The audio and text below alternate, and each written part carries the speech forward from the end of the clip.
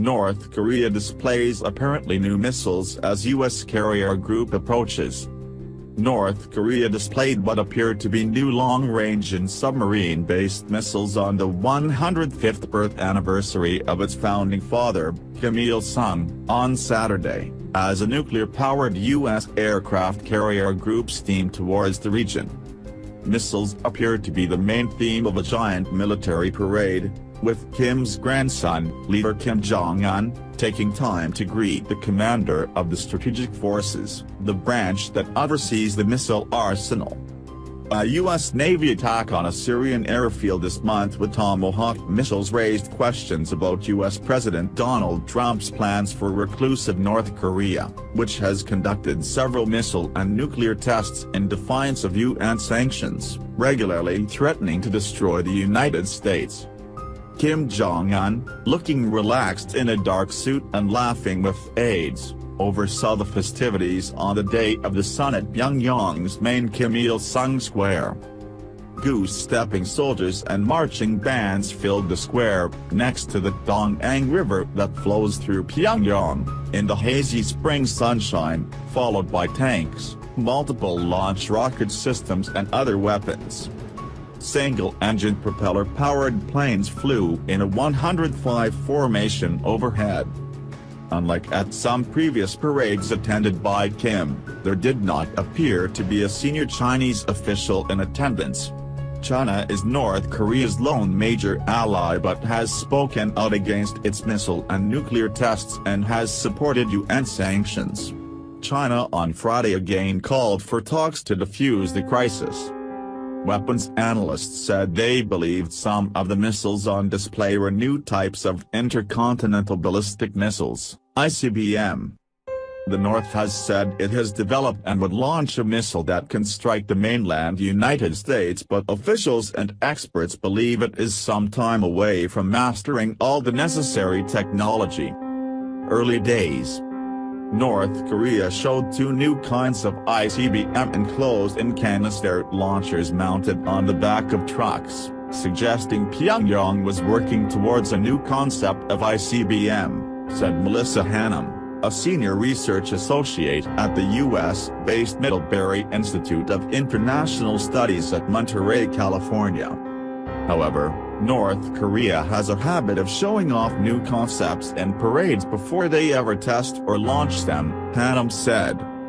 It is still early days for these missile designs. The Pukguksong submarine-launched ballistic missiles, SLBM, were also on parade. It was the first time North Korea had shown the missiles, which have a range of more than 1,000 kilometers, 600 miles, at a military parade.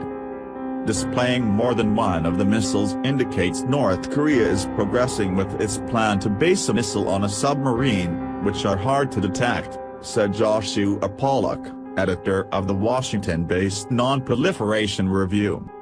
It suggests a commitment to this program, said Pollack. Multiple SLBMs seems like a declaration of intent to advance the program. North Korea, still technically at war with the South after their 1953 conflict ended in a truce but not the treaty, has on occasion conducted missile or nuclear tests to coincide with big political events and often threatens the United States, South Korea, and Japan. Cho Young-hee, a close aide to Kim Jong-un, addressed the packed square with a characteristically bellicose warning to the United States.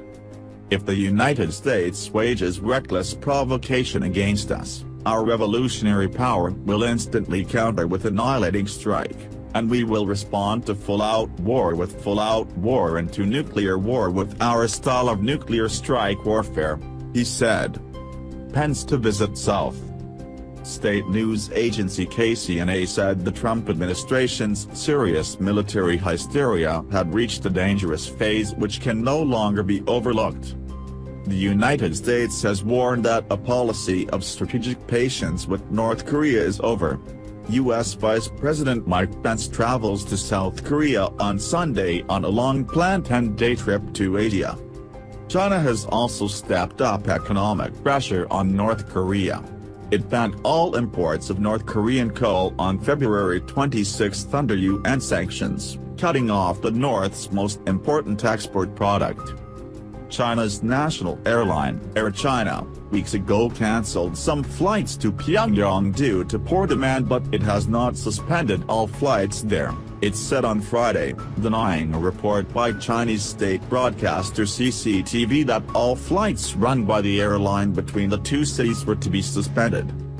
China's Global Times newspaper, which is published by the People's Daily, the Communist Party's official paper, said North Korea must have felt the shockwave from the 11-ton mother-of-all bombs dropped by U.S. forces on Islamic State-linked fighters in Afghanistan on Thursday. It would be nice if the bomb could frighten Pyongyang, but its actual impact may just be the opposite, it said in an editorial. North Korea on Friday denounced the United States for bringing huge nuclear strategic assets to the region as the USS Carl Vinson Strike Group with a flagship nuclear-powered aircraft carrier steamed closer.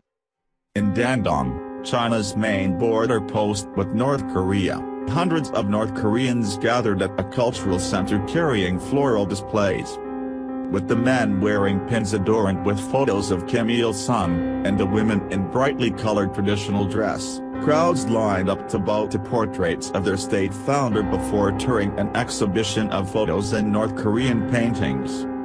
KCNA was gushing in its praise of Kim Il-sung, recalling the time he met former U.S. President Jimmy Carter in 1994.